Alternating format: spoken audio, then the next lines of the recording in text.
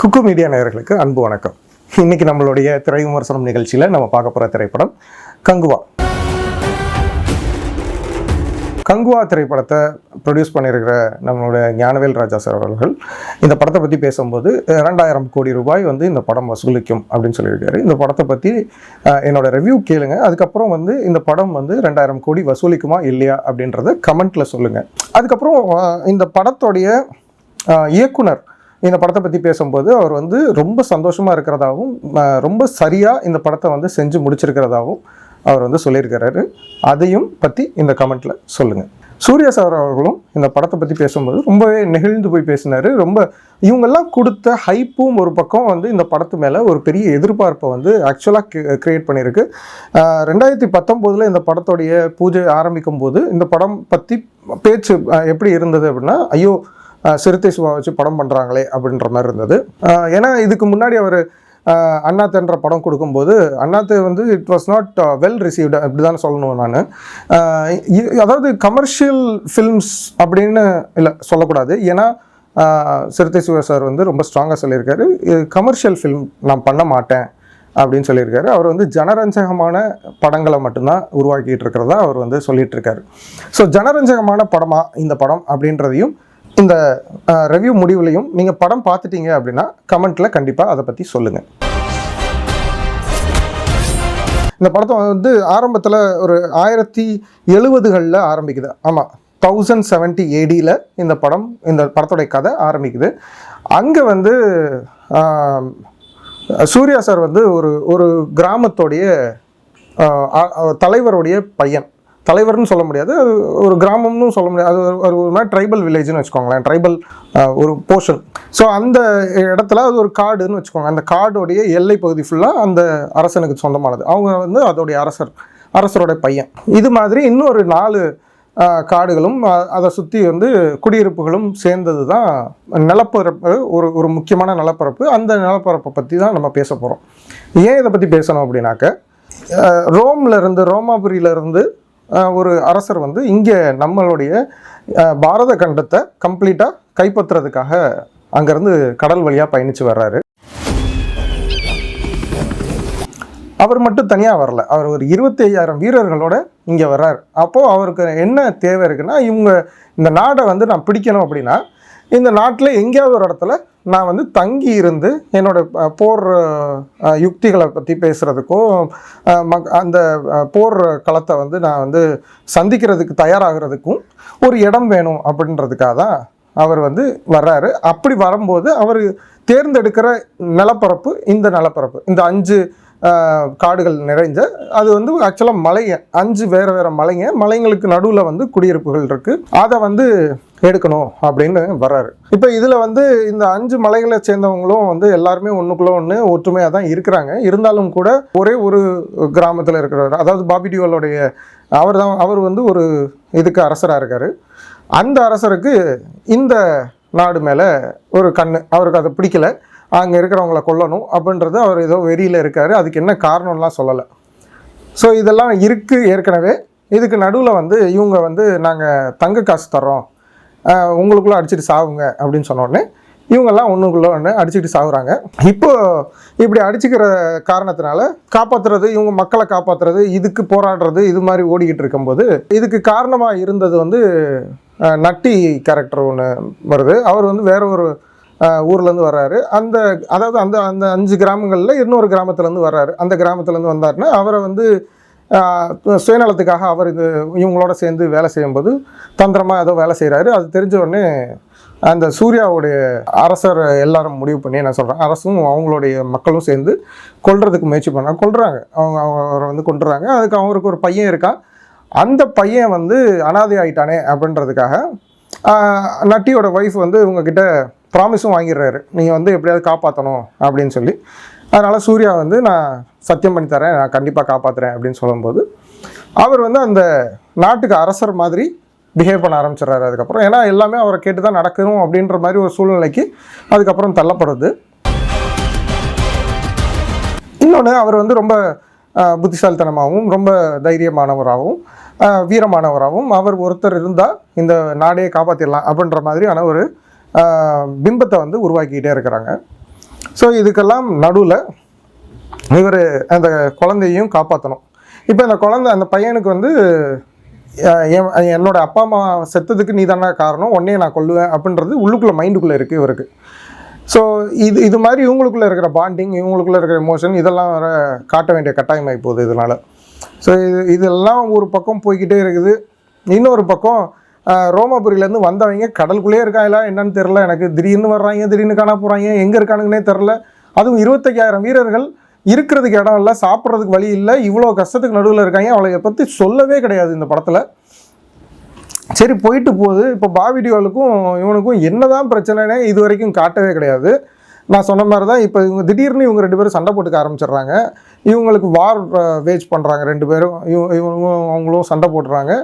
இந்த சண்டையில் சூர்யா வந்து முடிஞ்ச வரைக்கும் மக்கள் யாரும் உள்ளே வராமல் பாதுகாத்து அவரே ஒன் மேன் ஆர்மியாக சண்டை போடுறாரு.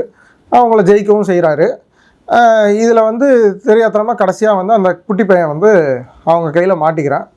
அப்போ அவனை காப்பாற்றுறதுக்கு முயற்சி பண்ணி அவரால் முடியாத ஒரு சூழ்நிலை. அவனே வந்து அவன் செத்தா நான் செத்தா தான் சூர்யாவால் வந்து அவங்க மக்களை காப்பாற்ற முடியும் அப்படின்றது தெரிஞ்ச உடனே அவன் தன்னைத்தானே சூசைட் பண்ணிட்டு செத்து போயிடுறான். செத்து போனோடனே இவர் வந்து மக்களை காப்பாற்றிட்டாரு. காப்பாற்றினதுக்கப்புறம் நான் உனக்கு செஞ்சு கொடுத்த சத்தியத்துக்கு, உங்கள் அம்மாவுக்கு செஞ்சு கொடுத்த சத்தியத்துக்கு நீ வந்து பல ஜென்மங்கள் எடுத்தாலும் நான் வந்து மறுபடியும் உன்னை வந்து காப்பாற்றுறதுக்கு நான் வருவேன் அப்படின்னு சொல்கிறாரு. அவன் செத்து போயிட்டான் இந்த ஜென்மத்தில், அடுத்த ஜென்மத்தில் நான் தான் வந்து காப்பாற்றுவேன் அப்படின்றாரு. ஸோ அடுத்த ஜென்மம் அப்படின்றது வந்து 2024 இப்போ ஓப்பன் ஆகுது. சடனாக அதே பையன் வந்து உட்காடுறான். எங்கேயோ ரஷ்யாவில் அந்த பையனை காட்டுறாங்க. ரஷ்யாவில் வந்து அந்த பையன் அங்கேருந்து தப்பிச்சு ஓடுறான். ஓடி போய் ஒரு ட்ரெயினில் ஏறுறான். அந்த ட்ரெயின் வந்து நேராக இந்தியாவில் இருக்க கோவாவில் வந்து நிற்கிது. அது வர்ற மாதிரிலாம் காட்டல, அவன் எப்படி வந்தான்னு தெரில. ட்ரெயினில் ஏறுறான். சடனாக பார்த்தா இங்கே வந்து கோவாவில் வந்து அவன் இருக்கான். அதை வந்து அவங்க அங்கே ரஷ்யாவிலேருந்து கண்டுபிடிச்சிட்றானுங்க. ரஷ்யாவிலேருந்து அவங்க கண்டுபிடிச்சோன்னே அவங்க பூரா எதுவுமே கேட்காம கொள்ளாமல் ஒரு நாட்டுக்குள்ளே நீங்கள் வந்து ஒரு ஃப்ளைட்டோ இதுவோ வரவே முடியாது. அவங்க வந்து மொத்தமாக ஒரு ஏகப்பட்ட ஆர்ம்ஸ் அண்ட் அம்யூனேஷன்ஸோட நேராக கிளம்பி வந்து தடன்னு சுட்டு எல்லாரையும் அள்ளி போட்டு ஒரு ஃப்ளைட் ஏறி கிளம்பிட்டு இருக்கானுங்க.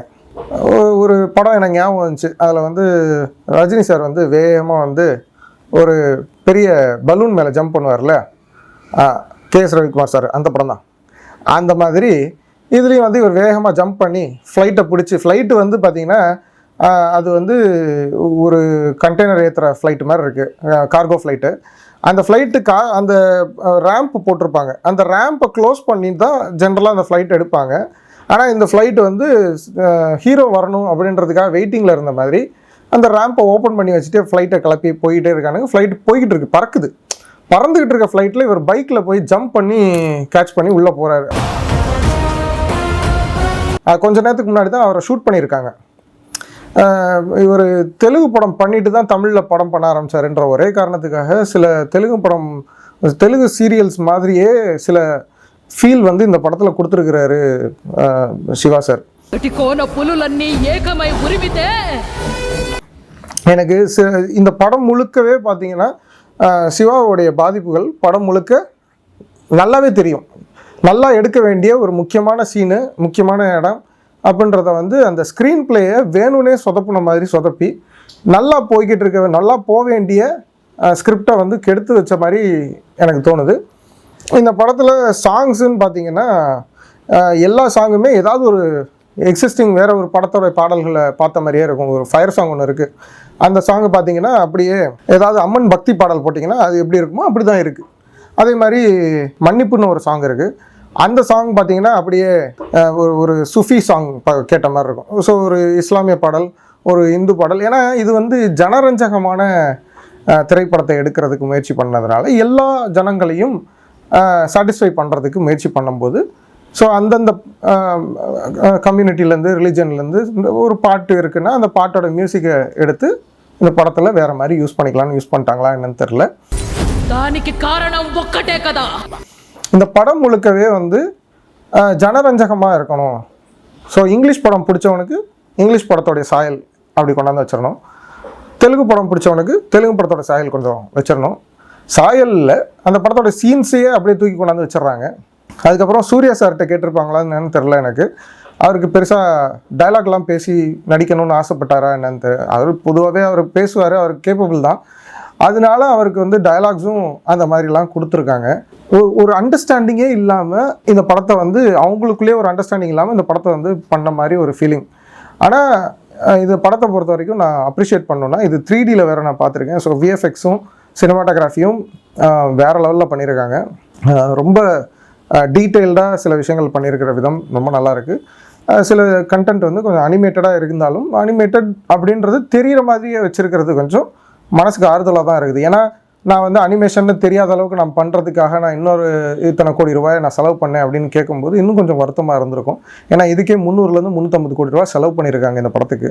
அப்படின்றப்போ இந்த படம் வந்து உண்மையிலேயே அவ்வளோ போட்ட பணத்தை வந்து திருப்பி எடுக்குமா அப்படின்னு பார்த்தீங்கன்னா கொஞ்சம் சந்தேகம் தான். ஆனால் இந்த படத்தை வந்து கொஞ்சம் இதனால் என்ன பண்ணுவாங்கன்னா டிலேடாக ஓடிடியில் ரிலீஸ் பண்ணுறதுக்கு சான்சஸ் இருக்குது.